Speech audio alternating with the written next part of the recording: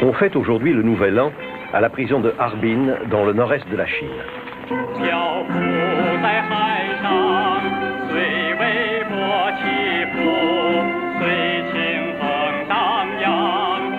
Le chanteur est un détenu condamné à 5 ans de prison pour fraude.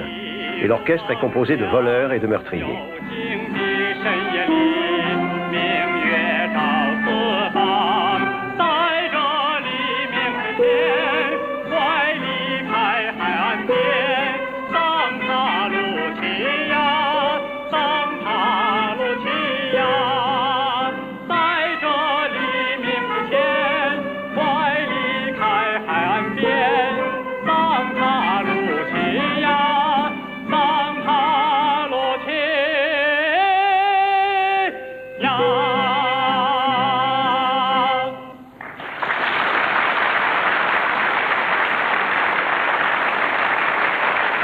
La prison et ses pensionnaires vont être au centre de notre propos.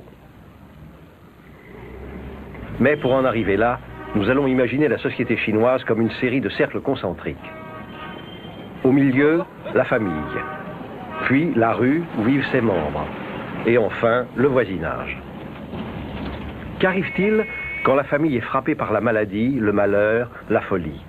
Dans quel cercle se situe la prison, l'hôpital, l'asile psychiatrique? Il nous fallait une rue.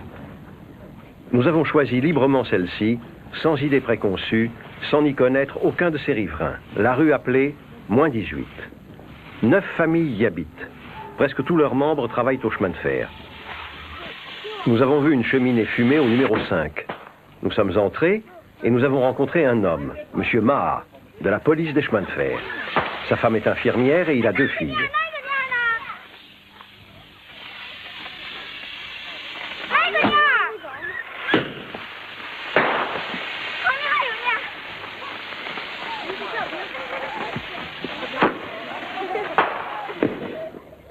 Cette jeune femme habite chez sa belle-mère, qui est veuve, au numéro 9.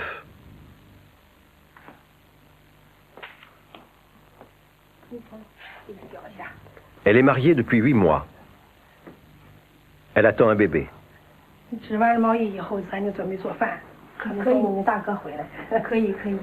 Dans toutes les maisons de cette rue, vous trouverez des fleurs, des photos, un poisson rouge et des bibelots modestes mais jolis.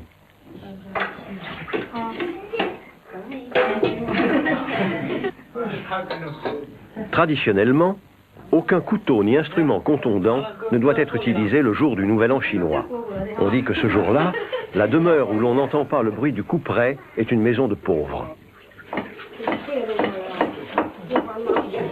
C'est le jour où se rassemblent les familles et où l'on rend visite aux amis. Les 2 autres fils de la veuve n'ont pas failli à la tradition.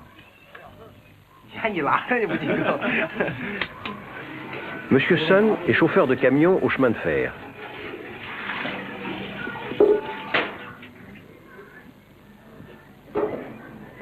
Il vit au numéro 8, dans 3 pièces, avec son épouse, son fils et sa belle-fille, ses sœurs, sa mère et un téléviseur. 6 familles sur 9, rue -18, possèdent un récepteur en noir et blanc qui coûte 2 mois de travail pour un citoyen moyen de Harbin.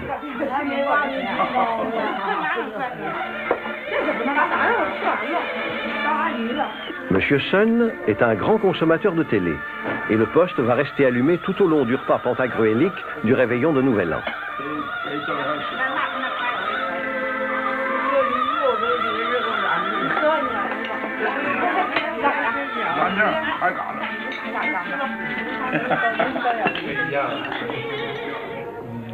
Yang Weifang habite au numéro 7 dans 4 pièces avec ses parents et son jeune frère.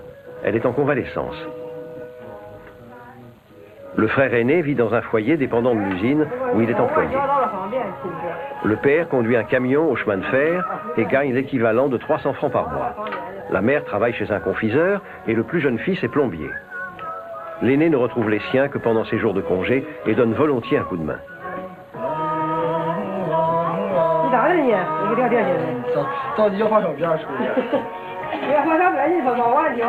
Les habitants du numéro 6 sont absents de chez eux ce jour-là. Mais au 5, M. Ma, le policier, avec qui nous avons pris les premiers contacts, est à table avec un ami. Ses 2 filles et ses parents, retraités, habitent chez lui.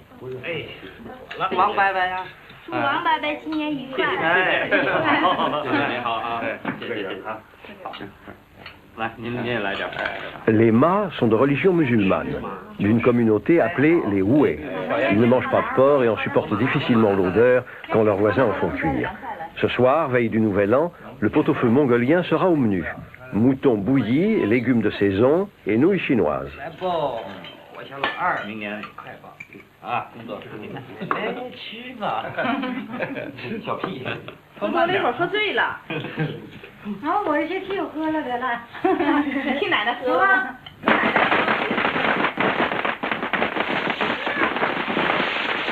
Les feux d'artifice, qui crépitent toute la nuit, semblent participer tant à la joie populaire qu'à l'évocation de l'époque lointaine où on brûlait au carrefour de la monnaie de papier pour s'attirer les faveurs du ciel tout au long de l'année.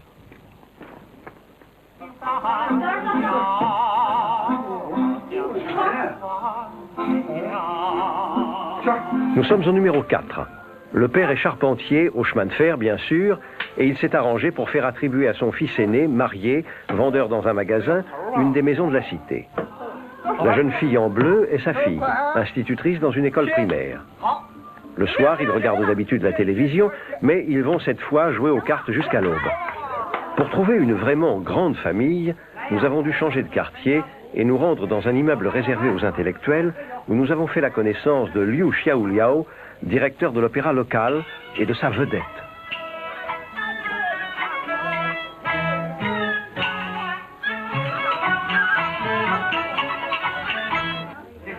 Les enfants sont rarement abandonnés à eux-mêmes et sont le plus souvent mêlés aux adultes sur les genoux de l'un ou dans les bras de l'autre. Ils prennent part à toutes les réunions de famille et apprennent dès le sein de leur mère que le groupe est plus important que l'individu.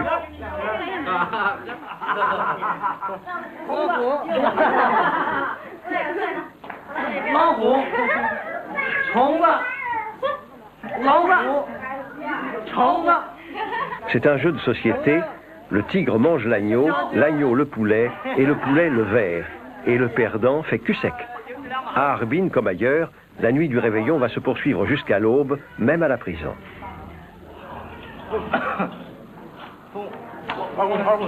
Ce garçon de 19 ans est un meurtrier. Il a tué un de ses camarades au cours d'une beuverie.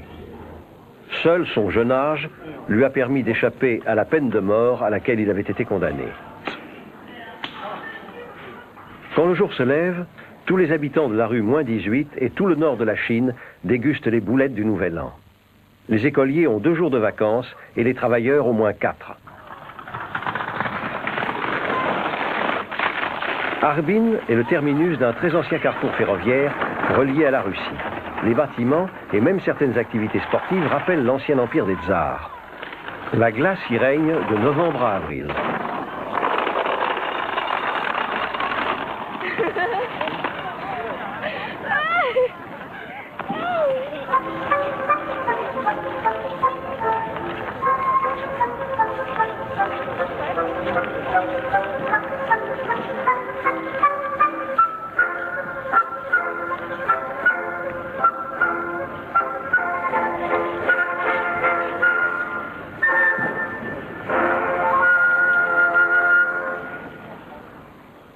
Chaque année, au centre de la ville, s'édifie une sorte de Disneyland, fait de personnages et de sujets sculptés dans les blocs de glace, extraits de la rivière Sungari, véritables œuvres d'art dont l'inspiration a varié selon les époques.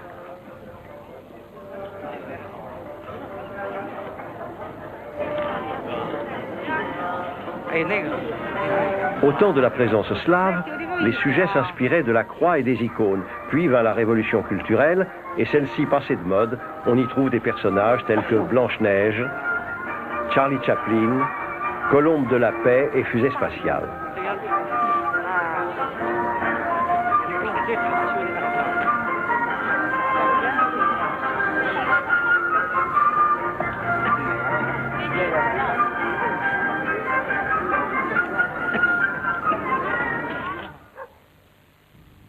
La fête est finie, et nous revenons au 5 chez Monsieur Ma de la police des chemins de fer. Il est en train d'installer un verrou à la penderie dans la chambre de sa fille, pendant que sa femme est de garde à l'hôpital. Ma femme et moi, nous sommes égaux. On se respecte mutuellement, comme nous respectons nos parents. Notre principal souci est l'éducation de nos enfants. Nous voulons en faire des citoyens utiles à la société. Avant de prendre une décision importante, nous en discutons. Il n'y a pas chez nous ce qu'on appelle un maître de maison comme autrefois. Je lave aussi le linge et je fais la cuisine. Son salaire entre dans le budget du ménage et le mien est à sa disposition. Et ça marche très bien. Un proverbe chinois dit que la feuille tombe toujours au pied de l'arbre. Chez nous, la sagesse se transmet de père en fils. Cela s'appelle la tradition. Mes enfants ne trouvent pas que nous soyons des parents sévères. Ils sont heureux à la maison. Nous ne les corrigeons jamais. Nous préférons user de persuasion plutôt que de remontrance. Je prends grand soin de mes propres parents. Nous les aimons beaucoup. Et nous les respectons. Monsieur Ma est un bricoleur, un vrai, pas un simple amateur. Il a installé chez lui le chauffage central au charbon, des toilettes à chasse d'eau et une douche. Et la famille n'est plus désormais tributaire du bain municipal où l'eau est à peine tiède. Beaucoup de maisons à Harbin ont le chauffage central. Le charbon n'est pas cher, il revient à 10 francs par mois. Et le revenu moyen d'une famille est d'environ 700 francs par mois. Cette somme peut d'ailleurs varier dans de notables proportions selon les circonstances ou selon l'emploi. Bien que retraité, M. Ma, l'aïeul, est le chef de famille et traité avec le plus grand respect.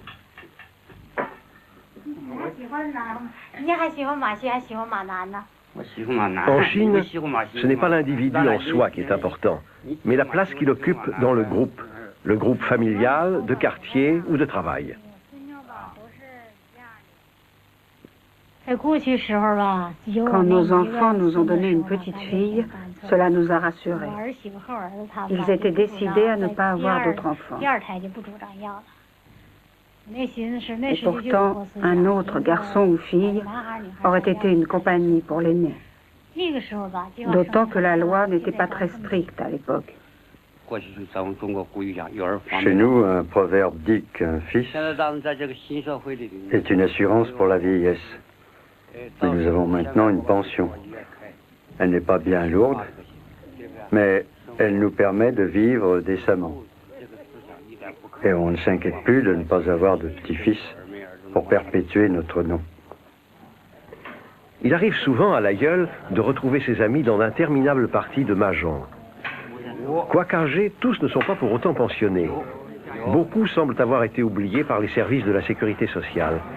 Mais si vous avez exercé néanmoins une activité pour l'État, ou une riche commune, ou une coopérative, il vous sera attribué une allocation à 60 ans pour un homme et 55 ans pour une femme.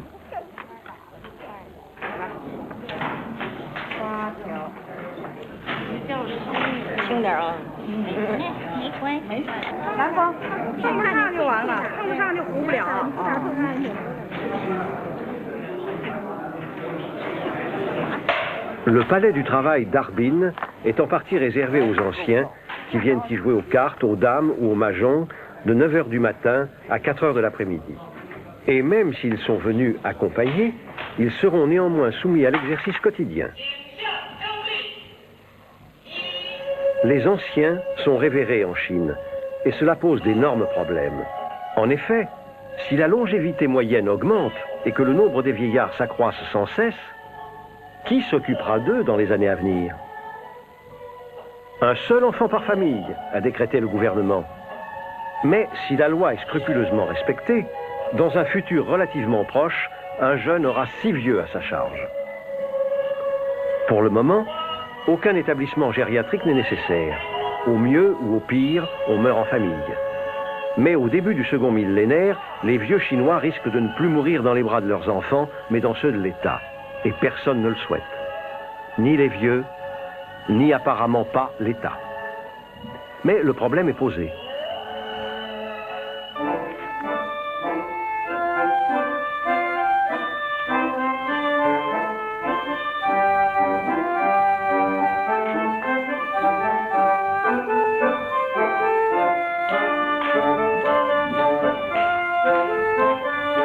La plus jeune des filles de M. Ma va à l'école du quartier 5 du chemin de fer.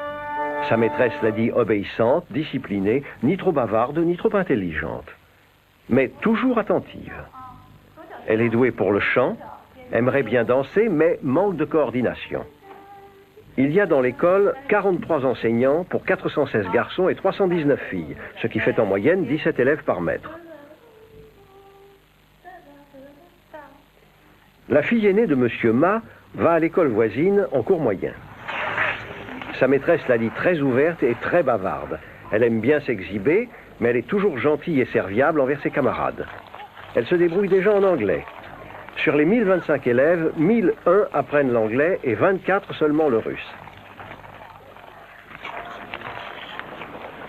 M. Zhang est le chef de la police locale pour les quartiers 9 et 10 et se rend à bicyclette à une réunion du comité du 9e quartier, qui regroupe 2000 habitants, soit 400 familles, y compris celle de la rue -18. Madame Wang Shuxin, la présidente, en tient les rênes depuis 20 ans. Il est question aujourd'hui des dangers d'incendie. Pourquoi faut-il entreprendre une campagne de prévention? Parce que le printemps est proche et qu'il va venter. Le vent attise les incendies. Il faut vérifier toutes les installations. Examiner si les cheminées n'ont pas de fissures, si les poêles tirent bien et s'il n'y a pas de fuite de gaz. Hormis M. Zhang et un fonctionnaire de l'administration du district, le comité est composé de retraités qui toutes ont élevé des enfants et qui, déchargés maintenant de leurs devoirs, sont volontairement devenus membres de cette irremplaçable armée des travailleurs sociaux bénévoles, si précieux pour la société. Leurs activités sont multiples et vont de l'assistance familiale à la délinquance juvénile, en passant par la recherche d'un travail pour les chômeurs, les soins aux malades, le planning familial et la prévention des dangers comme le feu ou les accidents domestiques. Où que vous soyez en Chine, le comité sera là pour vous venir en aide si besoin est. Il est là pour veiller à ce que dans les rues, tout fonctionne selon des règles complexes et tacites avec une régularité d'horloge. Les voisins pourront apporter leur aide. Et la police patrouillera la nuit. C'est son rôle. Nous autres, on assurera la surveillance pendant la journée. Les réunions se tiennent au domicile de la présidente. J'avais à peine 20 ans et j'étais étudiante quand j'ai été enrôlée dans les œuvres sociales. Et je n'aimais pas beaucoup ce travail, qui consistait surtout à visiter des familles. Ça m'ennuyait. Mais petit à petit, j'ai commencé à m'y intéresser, et même à m'attacher aux gens. La jeunesse à cette époque n'était pas comme celle d'aujourd'hui. Il n'y a pas que les conditions sociales ou économiques qui changent, les mentalités aussi. Autrefois, la jeunesse était saine. Et aujourd'hui, on viole, on tue. Les choses étaient plus simples. Les films aussi, il y avait moins de violence. Il faut une sacrée santé pour rester dehors pendant 2 heures par un froid de canard pour regarder un film.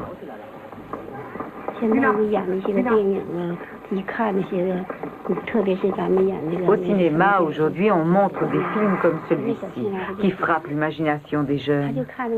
Un garçon qui avait vu un film de Zorro, portant un masque, s'en confectionna un et pénétra chez des voisins.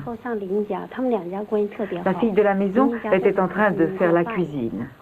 Il la ligota et menaça de la poignarder si elle ne lui disait pas où était l'argent. Arrêté, il dit, pour sa défense, qu'il avait voulu seulement imiter Zorro. Les enfants sont devenus de nos jours vraiment difficiles à comprendre. L'éducation des enfants est un grave problème. On craint que l'enfant unique soit trop gâté par ses parents. Et si une difficulté survient et que les parents le protègent exagérément, il risque plus tard de ne plus pouvoir faire face. Ces problèmes seront résolus au fur et à mesure. Pour ceux qui ne trouveront pas de solution immédiate, j'aviserai. Comme je vous l'ai déjà dit, Zhang a en charge 2 quartiers, soit environ 4000 personnes. Ma mission consiste à assurer la sécurité dans le secteur qui m'est attribué. Si le calme y règne, c'est que j'ai bien fait mon travail. Mais cela demande beaucoup d'efforts pour que l'harmonie règne entre concitoyens. Nos moyens d'action sont la prévention, l'éducation et l'investigation. Nous tenons à jour la liste des habitants. Cela demande beaucoup de travail. Et je dois pour cela leur rendre de fréquentes visites à domicile. Le poste de police dont dépend M. Zhang couvre 16 quartiers. Et les agents de police sont rarement mutés. Il faut en effet beaucoup de temps pour apprendre à l'îlotier, comme on dit aujourd'hui, à connaître personnellement chacun de ses ressortissants.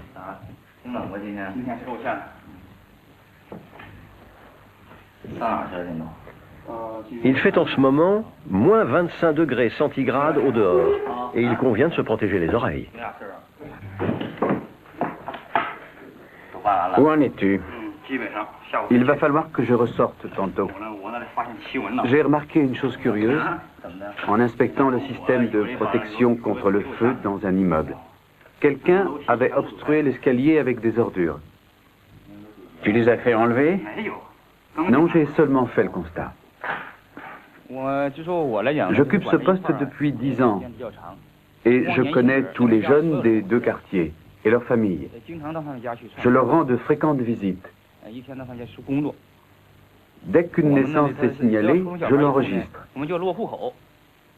L'année dernière, dans 900 familles, il n'y a eu qu'une vingtaine de naissances. Zhang et ses 2 comités de quartier parviennent ensemble à noter et à tenir à jour tout ce qui se passe dans leur secteur. Le dernier incident sérieux s'est produit il y a 2 ans. Un homme a pénétré dans le domicile de 2 jeunes mariés, a volé de l'argent, des vêtements et des tickets de rationnement. Il s'est révélé que c'était un des amis du couple. Il a été condamné à 5 ans de prison. La plupart des délinquants sont des hommes qui étaient adolescents à l'époque de la révolution culturelle. On n'y compte que 2% de femmes. La police peut les envoyer sans procès dans un camp de rééducation par le travail pour un maximum de 5 ans. Si le cas est très grave, c'est le tribunal et la prison.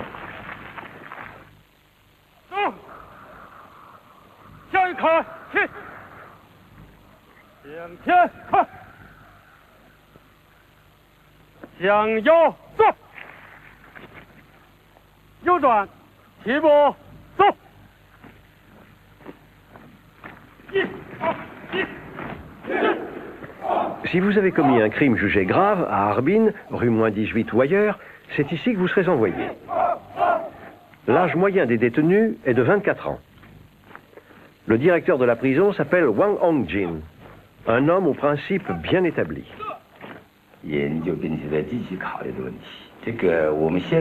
Tout ce qu'on peut dire, c'est que les jeunes d'aujourd'hui, de 20 et quelques années, hormis ceux qui ont bien sûr des tendances criminelles, sont victimes d'un manque d'éducation. On ne leur a pas enseigné la morale, la loi, et c'est le résultat le plus visible de 10 années de laisser-aller dans ce domaine. Depuis 1966, 10 ans ont passé, ce qui fait que la plupart des détenus qui sont ici étaient âgés alors d'une dizaine d'années. Le sous-directeur fait sa tournée d'inspection. Les prisonniers sont logés dans des bâtiments de style casernement. Chaque chambrée peut abriter de 10 à 40 hommes. Chacun a droit à des colis de nourriture et d'objets usuels et à un casier fermant à clé. Tout doit être inspecté jusqu'aux plus petits objets.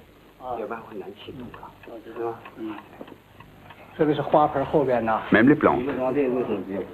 Les locaux les plus vastes ont la télévision, mais les programmes sont soigneusement sélectionnés. Comme partout à Harbin, la prison a des fenêtres munies de double vitrage et possède le chauffage central. Elle fut bâtie par les Japonais.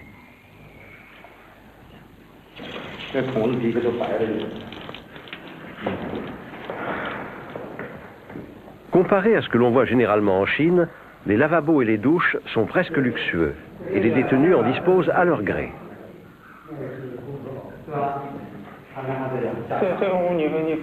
Il faut de l'hygiène.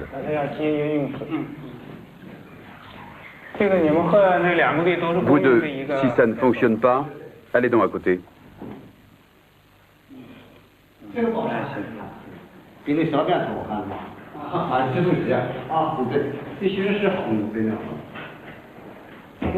Sauf pour les détenus punis de cachot, les prisonniers en Chine vivent en commun. Ils travaillent, dorment et mangent ensemble. La prison a bien sûr ses raisons d'être. Quand un individu est condamné à une peine de privation de liberté, c'est le seul endroit où il puisse purger sa peine. Il va y faire momentanément abandon de ses droits. Mais la prison n'est pas faite pour détruire l'individu. On s'efforcera de réformer sa mentalité pour qu'il ne soit pas tenté de récidiver à sa sortie.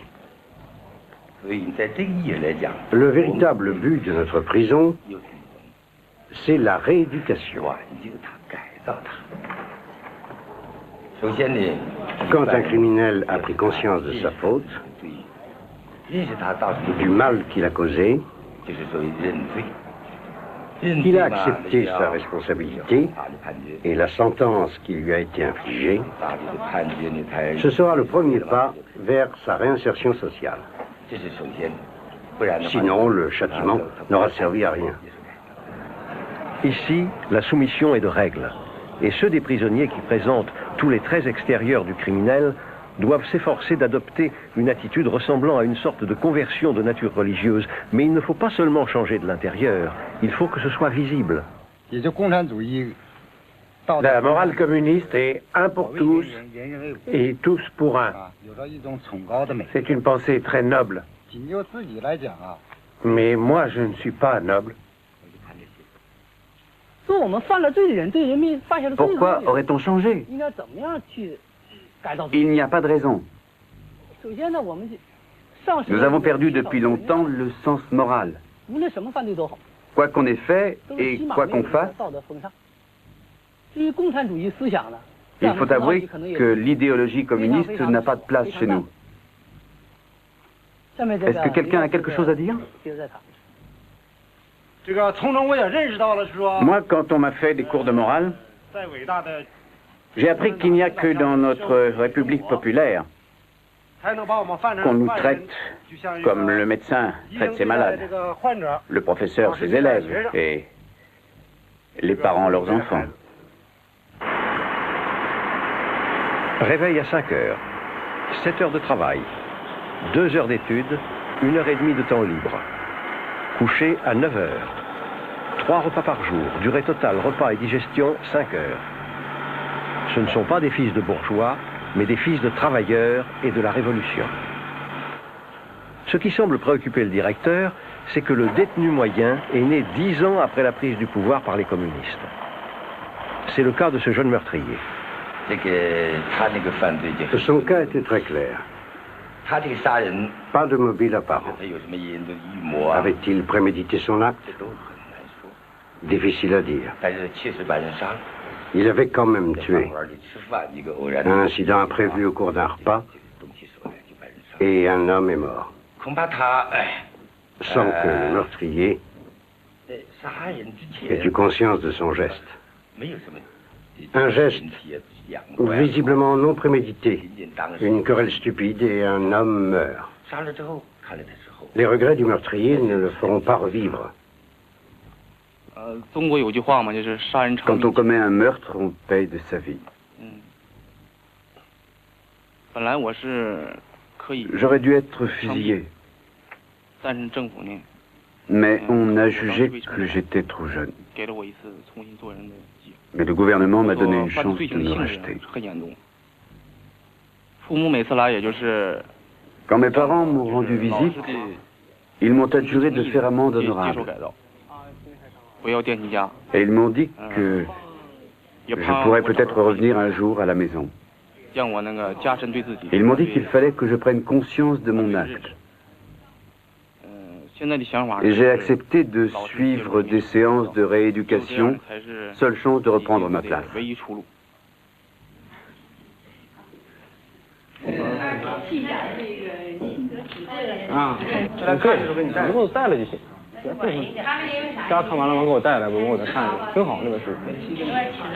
Tu fais des progrès, reste modeste et efforce-toi de continuer. Sois sévère pour toi-même et écoute bien ce qu'on te dit. L'autre jour, j'ai gagné un prix. On l'a appris. On a été très contents. Oui, très content. Tout le monde à la maison était très content. Pourquoi as-tu tué? Parce que pendant ces années folles, il a été livré à lui-même. Il a été influencé par les appels au désordre. Il n'y avait plus de loi, plus de respect pour rien ni personne. Il a perdu tout sens moral. Et l'éducation familiale était bafouée. Et à l'école, on ne les tenait pas.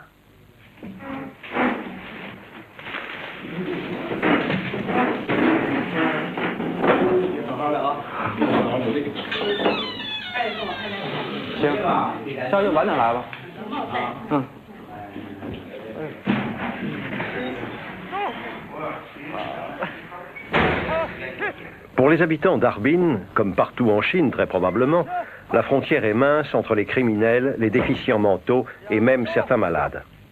Ces trois catégories d'êtres humains sont considérées comme ayant des problèmes d'attitude, de comportement, de pensée, pour lesquels la soumission à l'autorité et à la manière de vivre du groupe peut être considérée comme un premier pas vers la guérison.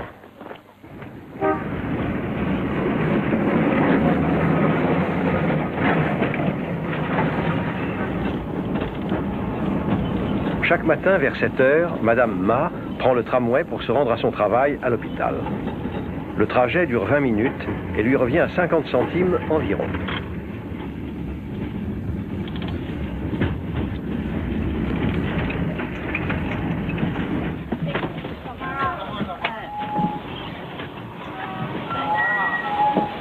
Si vous tombez malade, rue -18, c'est à ce type d'hôpital général que vous aurez affaire. Madame Ma est une des 3 surveillantes du service chirurgie. Elle a 8 infirmières sous ses ordres et s'occupe de 30 lits. Cette malade va subir une intervention, l'ablation d'un goitre, et on la prépare par une injection de sédatif, mais le seul anesthésique utilisé pendant l'opération sera l'acupuncture. Cette patiente n'avait jamais été opérée et n'était jamais venue à l'hôpital.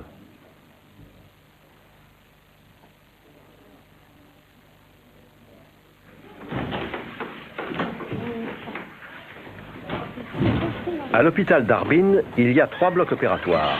Et c'est dans celui-ci qu'officie Madame Ma.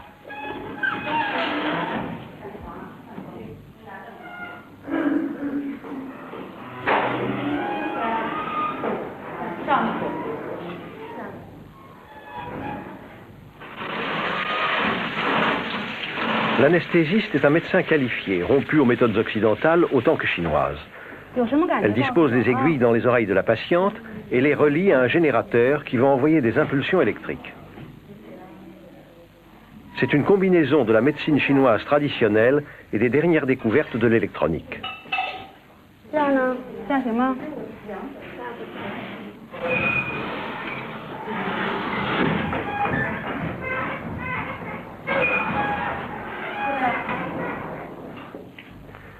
D'un côté, la manipulatrice, et de l'autre, une malade. Un être humain comme il y en a des milliers, qui a dans son médecin et ses assistants une telle confiance qu'elle est prête à se faire ouvrir la gorge sans anesthésie. Chose absolument inconcevable pour un esprit occidental.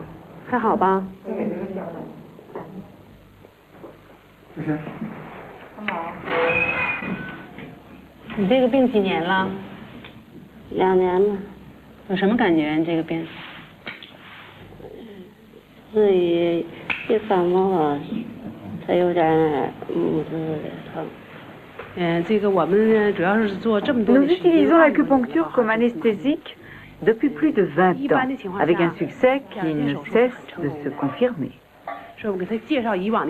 Nous en expliquons le mécanisme aux malades, afin de dissiper leur angoisse. Nous leur faisons lire aussi des témoignages d'autres opérés, anesthésiés de la même façon. Et cela les rassure. Mais rien ne vaut le contact direct avec des opérés récents qui ont subi avec succès une intervention absolument indolore. Et cela les met définitivement dans les meilleures dispositions.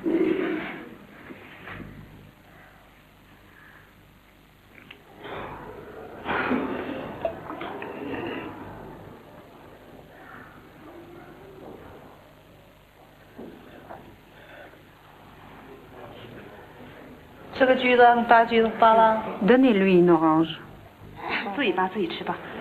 Mangez.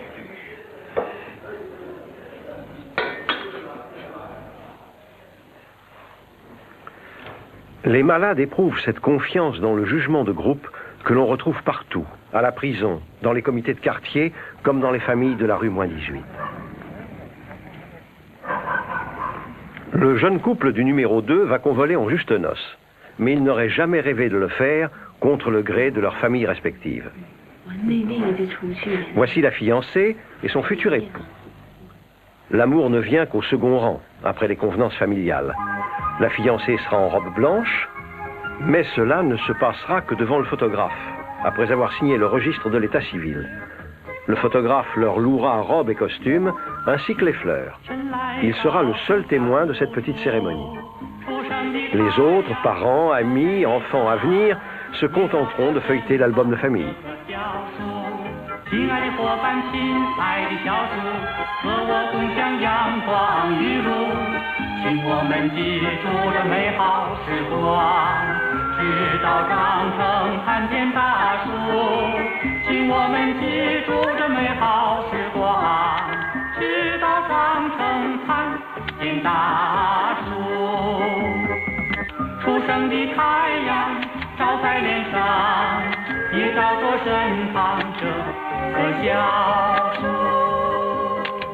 Hôpital psychiatrique de Harbin. Si vous perdez la raison, rue -18, c'est là que vous serez conduit.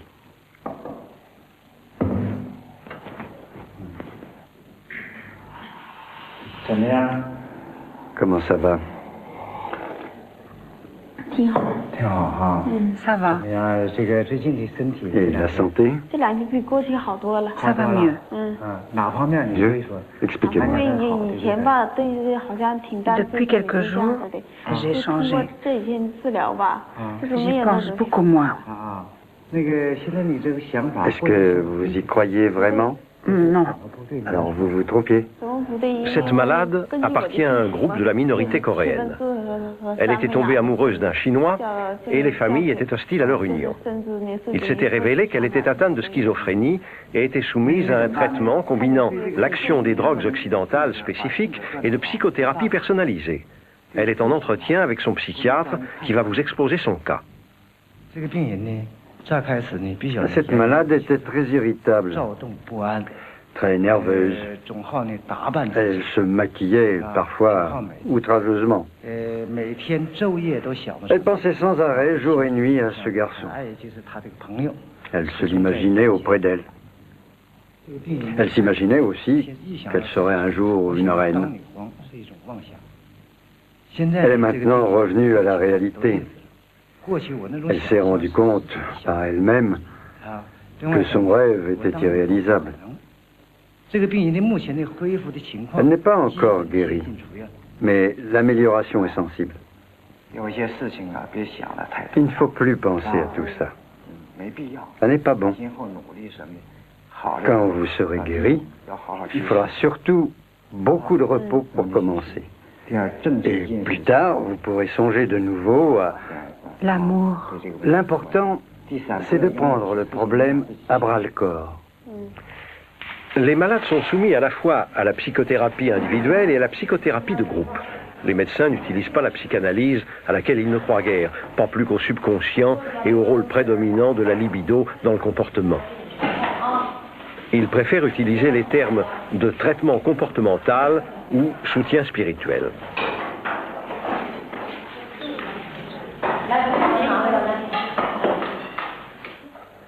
Dans le groupe, chaque individu reçoit de tous et apporte aux autres à chaque instant encouragement et soutien.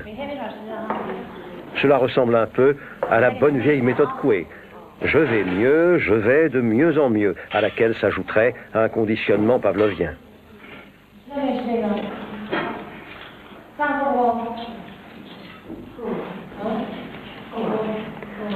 Pendant la Révolution culturelle, on ajoutait au traitement classique la lecture à haute voix des versets du célèbre petit livre de Mao, et qui pourrait jurer que la méthode était sans effet?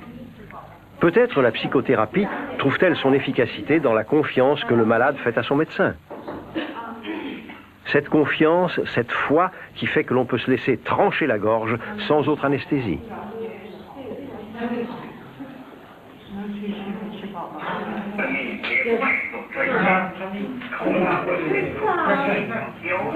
Dans le service réservé aux hommes, les malades sont relativement libres. Les médecins et le personnel soignant partagent une pièce de repos commune.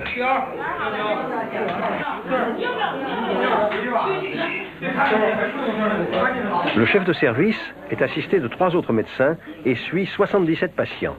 Il y a 3 ans, il était en médecine générale. Il est aujourd'hui psychiatre. Chaque chambre est à 4 ou 5 lits. Il est tombé malade il y a 3 mois après s'être querellé avec sa femme. Et il avait aussi beaucoup de problèmes avec son contremaître.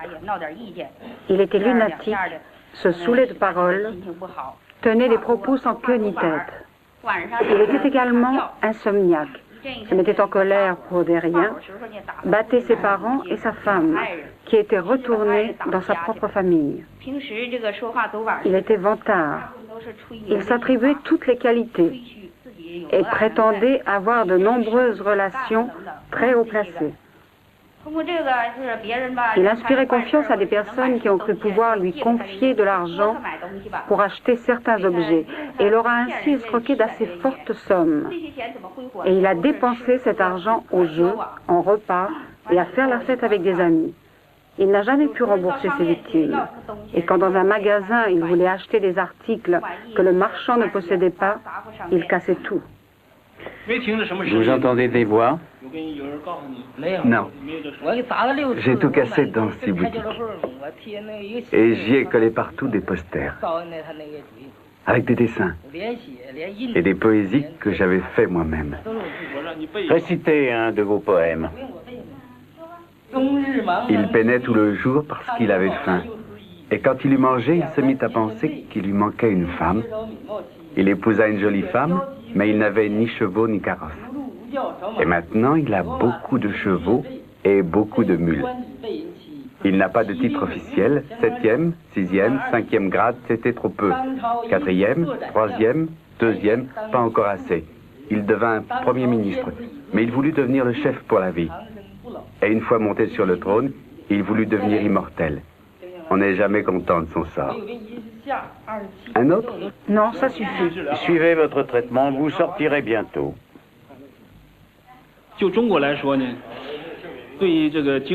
En Chine, le plus important est la nature profonde de l'individu. Tout déséquilibre psychique provoque des troubles très graves. D'autres facteurs, bien sûr, peuvent être pris en considération, tels que le stress. Les pays occidentaux mettent l'accent sur la perversion sexuelle. C'est rarement le cas ici. Mais cela peut néanmoins se produire de temps à autre. Une déception d'ordre sentimental, par exemple, ou l'insatisfaction du désir peuvent provoquer des névroses, mais ce n'est pas le plus important. Nous nous attachons surtout au caractère inné et aux facteurs héréditaires. Bonjour, Men Kinglin. Men Kinglin, 40 ans, travaille dans une entreprise de mécanique générale de Harbin. Depuis son admission, n'a pas eu de crise. La progression du syndrome est lente. Il fugue, donne ses vêtements, provoque des esclandres et casse des objets. Il prend des tranquillisants. Résultat encourageant après 1 mois et demi de traitement. Vous êtes là depuis quand? Depuis le 4. Ça va? Oui, mais pas mes 4 modernisations. Modernisation. Repas de banquet. Vêtements pure laine. Logement individuel. Voiture personnelle. Repas de banquet. Vêtements à l'occidental. Maison individuelle. Voiture personnelle. Vous avez déjà fait plusieurs séjours ici. Cette fois, nous allons vous guérir. C'est seulement la 2e fois. Allons, allons, du calme. Reposez-vous.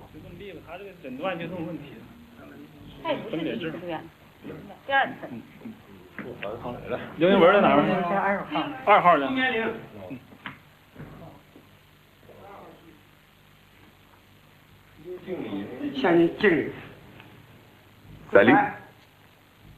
Au revoir. De retour dans le milieu apparemment normal de la rue -18, les fantasmes de l'hôpital psychiatrique sont bien loin. Monsieur Sun, le chauffeur de camion du numéro 8, a l'aspect et les préoccupations d'un chauffeur de camion de n'importe quel pays occidental. À la télévision, moi qui suis chauffeur, j'adore les courses automobiles. J'admire les coureurs, si braves et si courageux. Quand je les vois, je m'imagine à leur place. J'aime beaucoup aussi le ski. Il faut beaucoup d'audace là aussi. Il faut les voir. Quelle souplesse. Il faut avoir du cœur au ventre pour faire ce qu'ils font. C'est vraiment ce que je préfère à la télé. Laker Airways flight from Rome landed safely enough at Gatwick today, but by then the airline the passengers on board made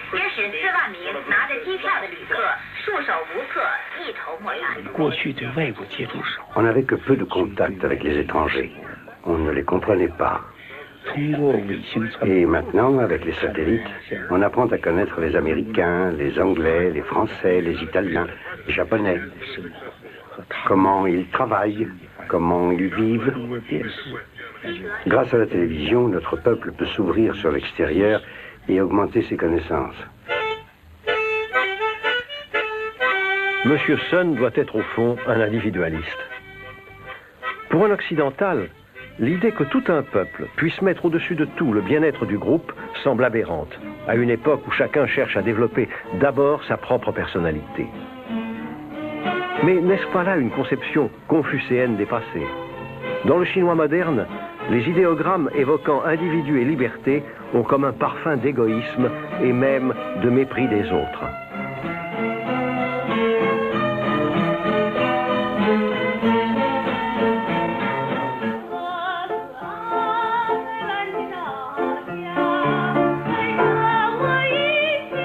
À la Maison des Jeunes et de la Culture, l'expression personnelle existe néanmoins, mais dans le respect du rythme donné par l'accompagnateur.